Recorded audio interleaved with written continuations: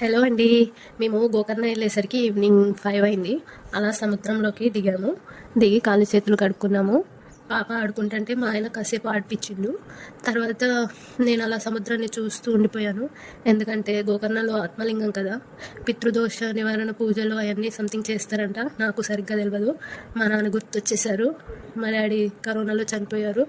So మా నాన్నని తలుచుకుంటూ అలా సముద్రం వైపు చూస్తూ కాసేపు ఉండిపోయాను. వెళ్ళి స్నానం గదులు ఉంటే అక్కడ స్నానం చేసేసి రెడీ అయిపోయి టెంపుల్కి బయలుదేరాము.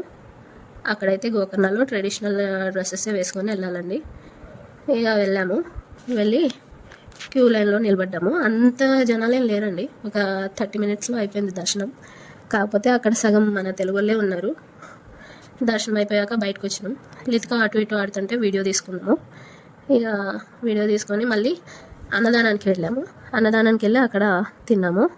తినేసి పక్కనే గణపతి టెంపుల్ ఉందంటే వెళ్ళాము. వెళ్ళి దర్శనం చేసుకొని మళ్ళీ వచ్చి టెంపుల్ ముందు 2 ఫోటోలు దిగాము. అక్కడ ఒక అవ్వ బాగుందని మా ఆయన కాసేపు వీడియో తీసిండు, జోక్ చేసిండు. తర్వాత మళ్ళీ మురుడేశ్వర్కి స్టార్ట్ అయిపోయాం.